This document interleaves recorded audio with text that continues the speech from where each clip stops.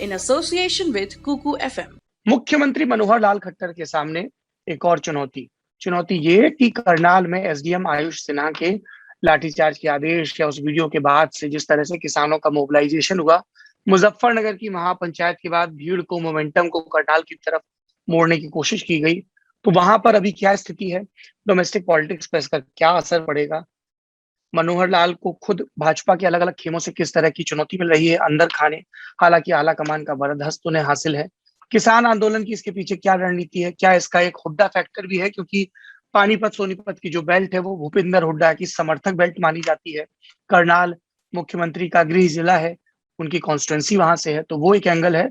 और इन सबके बीच एक जो थर्ड एंगल है चौटाला फैमिली का, ओम प्रकाश चौटाला जेल से बाहर हैं, लगातार सभाएं कर रहे हैं और दुष्यंत चौटाला को भी घेरने की कोशिश कर रहे हैं, जो कि मनोहर लाल सरकार में उप मुख्यमंत्री है। तो इस तरह के तमाम परम्यूटेशन कॉम्बिनेशन है जिन पर बातचीत करेंगे। इस बातचीत में हमारे साथ जुड़ेंगे हरियाणा के वरिष्ठ पत्रकार बलवंत तक्षक और उनसे बात करेंगे हमारे साथी निखिल।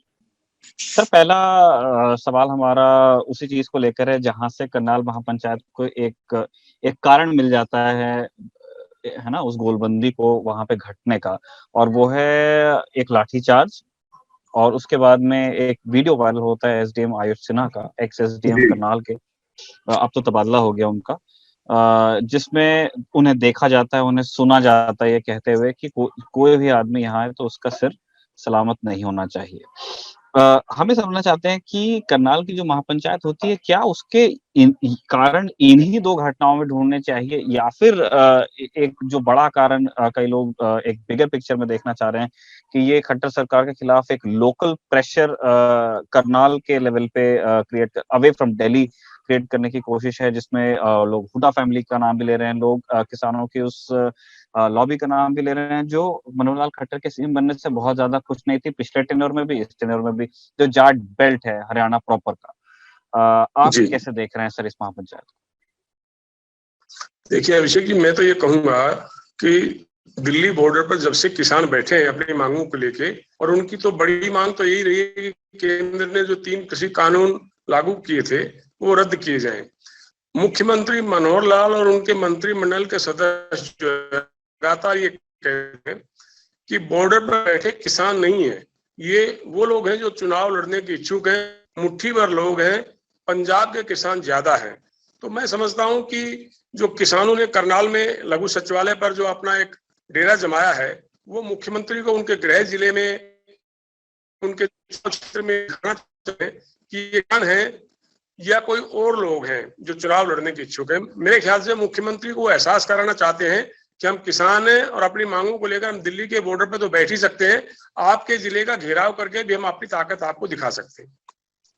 दूसरी बात अभिषेक जी, जो आपने कहा कि कुछ ऐसे लोग हैं जो मुख्यमंत्री को उस कुर्सी पर नहीं देखना चाहते, तो देखिए पिछली बार बीजेपी ने खट्टर साहब के नेतृत्व में पहली बार 47 सीटें हासिल की और अपने दम पर, अपने बहुमत पर सरकार बनाई, लेकिन दूसरी बार जब चुनाव हुए तो बीजेपी को 40 सीटें मिली, यानी कि बहुमत से वो 5-6 सीटें दूर रह गए।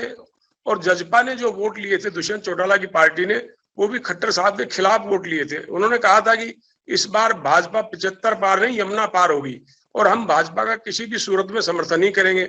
लेकिन सत्ता एक ऐसी चीज है कि उसके लिए किसी भी तरीके के समझौते किए जा सकते हैं। बीजेपी ने दुष्यंत चौटाला को आमंत्रित किया, चौटाला साहब का परिवार और उनकी पार्टी पिछले 15 साल से सत्ता से बाहर थे, उनको मौका मिला और दुष्यंत चौटाला भाजपा का समर्थन दे के डिप्टी चीफ मिनिस्टर बन गए।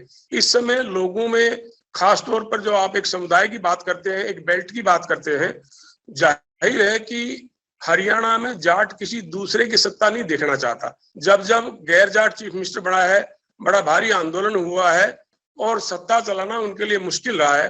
तो खट्टर सरकार के पहले कार्यकाल में जाट आंदोलन आरक्षण का हुआ जिसमें 40 युवक मरे, और अब दूसरे इनके कार्यकाल में किसानों ने एक बड़ा आंदोलन शुरू किया हुआ है। ठीक है सर, हम ये भी देखना चाह रहे हैं कि जो करनाल में घट रहा है या फिर इन दिनों जो चैलेंजेस खट्टर सरकार के सामने हैं, उसके बीच में हुड्डा फैमिली अपने लिए किस तरह का भविष्य तलाश रही है? मैं कह रहा हूँ कि हुड्डा साहब हो, चाहे कांग्रेस पार्टी हो, चाहे इंडियन नेशनल लोकदल हो, चाहे 5 बार हरियाणा के चीफ मिनिस्टर ओम प्रकाश चौटाला साहब हो, सब लोग किसानों को समर्थन दे रहे हैं, लेकिन किसान उनको अपने मंच पर चढ़ने देते। किसान जो है वो किसी भी पॉलिटिकल पार्टी के नेता को मंच पर नहीं चढ़ने देते। उनका कहना है कि पॉलिटिकल पार्टियां दूर रहेंगी और हमारा इनसे नहीं है, पॉलिटिकल पार्टियों से सभी पार्टी एक जैसी हैं। लेकिन अब कांग्रेस हो चाहे इंडियन नेशनल लोकदल हो, इस आंदोलन का फायदा तो सभी पार्टियां उठाना चाहती हैं। इंडियन नेशनल लोकदल के जो सुप्रीमो हैं चौधरी ओम प्रकाश चौटाला, जब से जेल से बाहर आए हैं वे लगातार हरियाणा के दौरे पर हैं और उनकी कोशिश है कि जो खोया हुआ जनाधार है वो दोबारा से हासिल किया जा सके। और कांग्रेस ने पिछले चुनाव में जब 31 सीटें जीती थी तो पार्टी को ये भरोसा नहीं था कि वो इतनी सीटें जीत पाएंगे। उनको ये लगता था कि शायद 15 सीटें भी हम दोबारा से हासिल कर लें तो गनीमत होगी, पर 31 सीटें मिली। तो अब कांग्रेस को ये भरोसा हो रहा है कि मुख्यमंत्री या भाजपा के प्रति लोगों का रुझान घट रहा है और आने वाला जो समय है वो कांग्रेस का है। ऐसे में हुड्डा साहब और कांग्रेस के प्रदेश अध्यक्ष कुमारी शैलजा हो, चाहे कांग्रेस के राष्ट्रीय महासचिव रणदीप सुरजेवाला हो, सबका फोकस इस किसान आंदोलन पर है और वे अपने ज्यादा से ज्यादा समर्थकों को इस आंदोलन करने के लिए कहते हुए दिखाई देते हैं।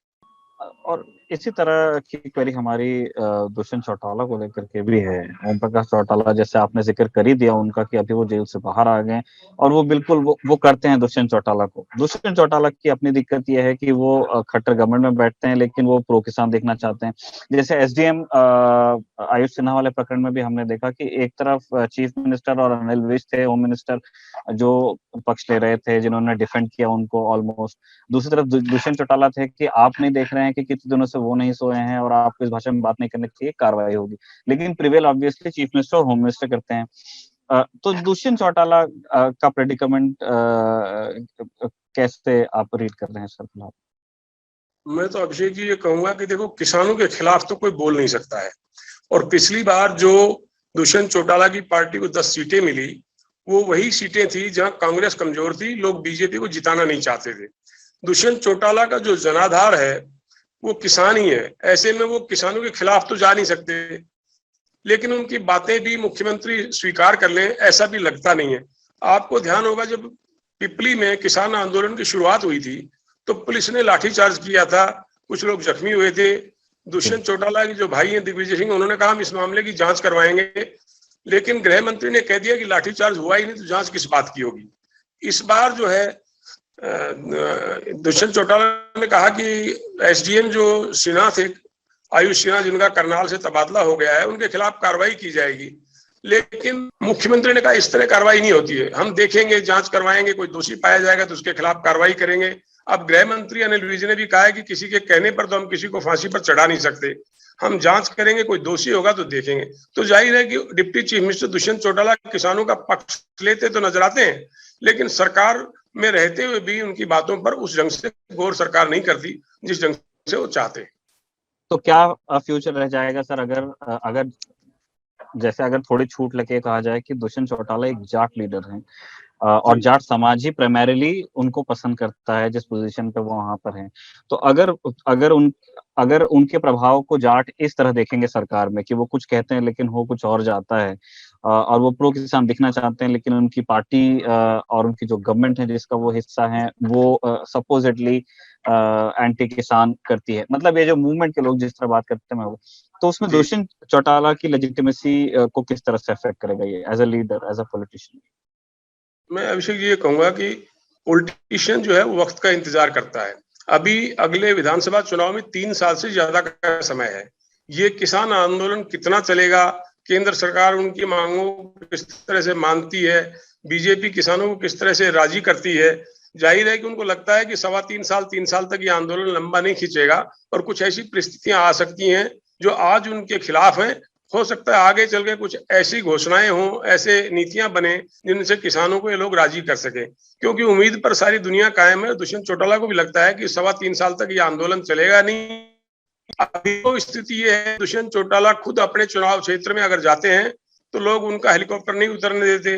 वो गाड़ी से जब किसी परियोजना का उद्घाटन करने जाते हैं तो किसान उनके पीछे दौड़ते हैं, उनके खिलाफ प्रदर्शन करते हैं, उनको काले झंडे दिखाते हैं। दुष्यंत चौटाला खुद संयम से काम ले रहे हैं, वो नहीं चाहते कि उनकी तरफ से ऐसा काम हो जो बाद में उनको भारी पड़े। यानी कि वो सरकार में रहते हुए किसानों का समर्थन तो कर रहे हैं, सरकार के भी साथ है, ये उनके लिए दुविधा है। आने वाले समय में कुछ परिस्थितियां हो सकता है ऐसी बने कि उनको लगे कि ये चीजें पीछे रह जाएंगी और वो किसानों को फिर से अपने साथ कर सके। अंतिम प्रश्न है सर ये हमारा आपसे, और हम बात करना चाहते हैं चीफ मिनिस्टर मनोहर लाल खट्टर की। 2 टेन्योर से मतलब अभी 7 साल पूरे हो जाएंगे जब वो अगेंस्ट द फ्लो एक तरह से तैर रहे हैं, नदी एक दिशा में लेकिन उनको उल्टा तैर के चलना पड़ रहा है, क्योंकि वो हरियाणा में एक नॉन जाट चीफ मिनिस्टर की जो समस्याएं हो सकती हैं वो सारी उनको फेस करनी पड़ रही हैं, जिनकी तरफ आपने भी पहले हिंट किया था। हम दोनों चीजें समझना चाहते हैं कि खट्टर इनको कैसे डील कर रहे हैं दोनों, एक जो उनको बाहर से चैलेंज आता है जिस तरह से किसान आंदोलन है, और दूसरा वी आर श्योर कि विद इन पार्टी भी जो दूसरी और तीसरी पंक्ति के नेता होते हैं, और तीसरे वाले को दूसरी पंक्ति में आना होता है, दूसरी पंक्ति वाले को पहली पंक्ति में आना होता है। तो क्या विद इन पार्टी भी मनोहर लाल खट्टर के सामने कोई चुनौतियां हैं जो इस चीज का फायदा उठाना चाहती हैं, जो उनका लगातार दूसरा टेन्योर चुनौतियों से भरा है उनके सामने? खट्टर साहब जब पहली बार चीफ मिनिस्टर बने थे तब पार्टी में बहुत सारे सीनियर नेता थे और दावेदार भी थे, लेकिन चूंकि मनोहर लाल जी प्रधानमंत्री नरेंद्र मोदी के विश्वसनीय लोगों में है, इसीलिए उनके लिए एक सुरक्षित सीट करनाल ढूंढी गई, उनको चुनाव लड़ाया, विधायक बने, और सभी सीनियर लोगों को नजरअंदाज करते हुए प्रधानमंत्री जी की मेहरबानी आशीर्वाद से मुख्यमंत्री बन गए। पहले कार्यकाल सीनियर लोगों के साथ उनको थोड़ा परेशानी का समय भी रहा, लेकिन प्रधानमंत्री के आशीर्वाद की वजह से वो लगातार मुख्यमंत्री बने रहे। दूसरी बार अनिल विज एक ऐसे गृह मंत्री हैं जिनके साथ उनकी थोड़ी बहुत टकराव चलता रहता है, यानी कि खट्टर साहब अभी हरियाणा में सिपाही का पेपर लीक हुए, कुछ 30-35 लोग गिरफ्तार हुए। विज साहब चाहते थे कि इस मामले की सीबीआई जांच हो, लेकिन मुख्यमंत्री ने सीबीआई जांच कराने से इनकार कर दिया। इसी तरह कुछ आईपीएस अफसरों को आईएएस कैडर के अगेंस्ट खट्टर साहब ने लगाया, विज साहब ने उसका विरोध किया, मुख्यमंत्री ने वीटो किया। अभी हाल ही में कला रामचंद्रन नाम की एक आईपीएस महिला को उन्होंने परिवहन विभाग का प्रधान सचिव लगा दिया है।